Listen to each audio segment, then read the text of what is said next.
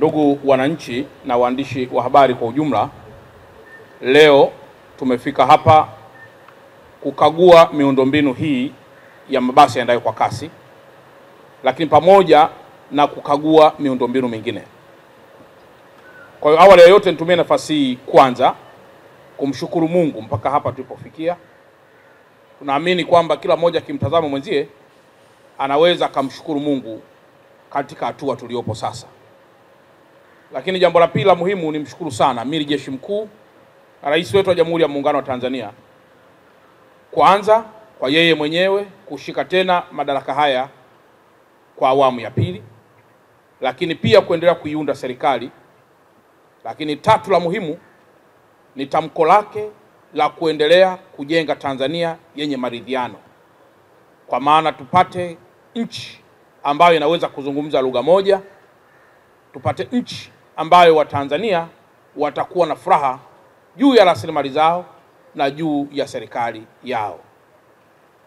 Ndugu zangu wananchi na waandishi wa habari kwa ujumla, hapa nyuma yangu ni sample ya basi ambalo limevunjwa vioo, litaka kuchomwa, lakini ikiwa ni muendelezo pia wa mabasi mengine ya UDART ambayo pia yalichomwa.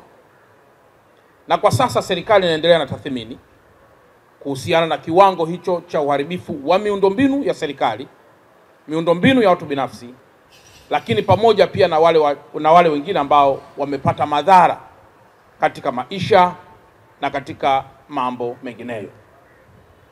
Kwa hiyo jambo la muhimu ni wasihi tuendelee kuwa na utulivu, ni wasihi tuendelee kujenga upendo, lakini wasihi sana pia tuendelee kuwa wamoja.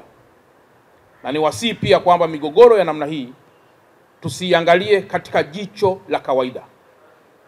Tunaweza tukagombana mimi na wewe ndani ya taifa letu, lakini akawepo adui mkubwa wa maendeleo yetu anayetuchungulia sisi tukiwa tunalumbana na akapita katikati yetu. Mwisho wa siku migogoro ya namna hii ikaligawa taifa, ikapasua taifa, ikazorotesha maendeleo, na sote tukarudi tena katika nchi ambayo amani itabaki kuwa historia. Kwa niendelee kuwaomba sana Watanzania wa Dar es Salaam kwamba sisi tumebeba dhamana ya maisha mengi sana ya Watanzania wenzetu. Tumebeba dhamana na maisha ya watu wengineo ambao wanategemea Dar es Salaam katika maisha yao. Mtaungana mimi kwamba wenzetu wa Zambia, Malawi, Kongo na baadhi ya nchi zingine ambazo zina bandari zinategemea sana ukanda huu wa Dar es Salaam kuweza kufikisha mizigo kwenye mataifa yao. Sambamba na hili, tarehe 29 ya mwezi wa 10 uchaguzi ulikwisha. Na kama uchaguzi ulikwisha, ni wajibu sasa sote tuweke hasira zetu kando, tujenge taifa letu.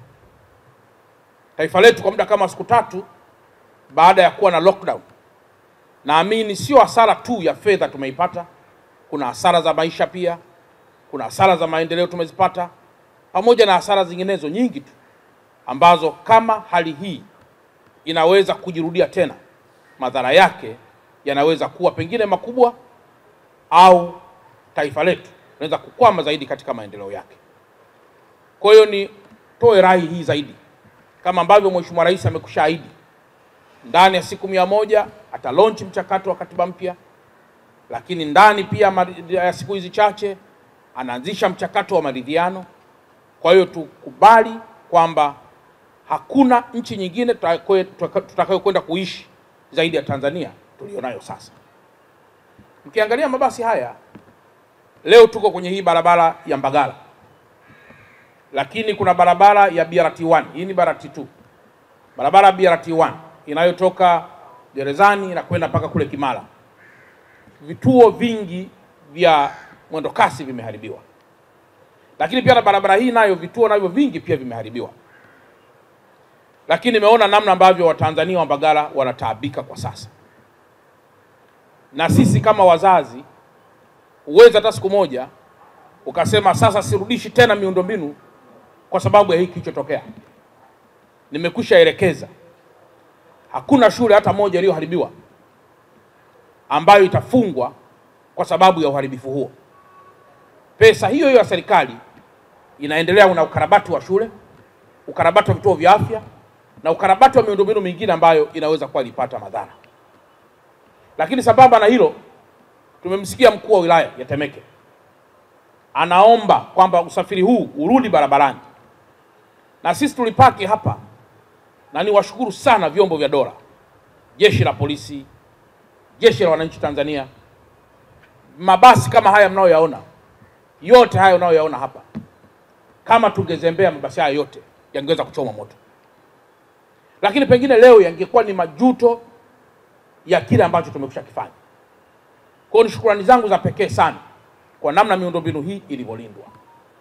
Sasa kwa kuwa maombi ya mkuu wa wilaya, na yeye ndiye anayekaa hapa panaona wananchi wake wanavyotaabika. Leo ni tarehe 18 ya mwezi wa 11 2025, na waelekeza DART, na waelekeza UDART, na waelekeza TANESCO, taasisi zote za serikali zinazohusika kwa pamoja chini ya katibu tawala wa mkoa ndugu yangu Muhinte, wahakikishe tarehe 20 ya mwezi wa 11 2025 Alhamisi saa 2 asubuhi au hata kabla, mabasi yote yanaingia kwenye barabara kubeba wasafiri kwa hii barabara ya Mbagala kuelekea mjini. Lakini ile barabara inayotoka Mwenge, ile inayotoka gerezani kwenda mpaka Kimara, ile na yenyewe tunaharakisha ili kuhakikisha kwamba inaanza kutoa huduma. Kwa hiyo tupo saizi kwenye matengenezo, tumeagiza pia baadhi ya vifaa, vitakapokuwa pia vimefika tutaanza pia kule. Lakini tarehe 20 kabla hata ya saa 2 barabara hii nione mabasi yameshafika, yanapakia abiria kwa utaratibu mzuri mtakaouweka. Hii imeshakuwa ni hasara, na kwa muda huu hasara lazima wakati fulani huwa watengenezaji ni sisi wenyewe pia wananchi, kwa sababu hakuna namna serikali inaweza kutoa pesa mahali popote zaidi ya kodi hizo hizo za Watanzania ziweze pia kukarabati mabasi haya na ziweze pia kujenga vituo hivi. Kwa hiyo Alhamisi saa 2 au kabla saa 2 mabasi ya mwendo kasi ya njia hii ya Mbagala yaanze kufanya kazi haraka sana. Na mwisho, jeshi la polisi na majeshi yote ya vyombo vya dola tulionayo hapa waendelee kurusha macho yao ili kuyalinda mabasi haya na kulinda miundombinu hii. Nafahamu wapo Watanzania wema sana ambao wakati wote wamekuwa ni mabalozi wazuri wa amani, na wapo pia wenzetu wachache ambao mtu anachukia, anaona ashike jiwe, ashike moto, alipue kila kitu. Hasa ukilipua kila kitu utaishije? Kwa hiyo tugombane tunavyoweza kugombana, lakini kamwe tusidhuru miundombinu inayoweza kusaidia kizazi cha sasa na kizazi kijacho.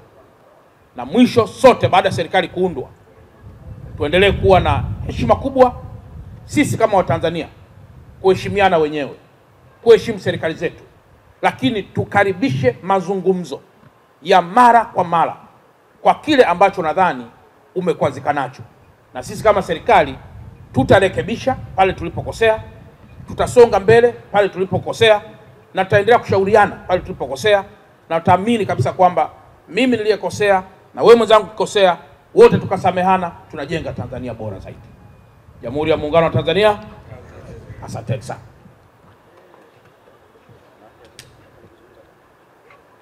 Kuna haja kwenda pale? Watatushauri.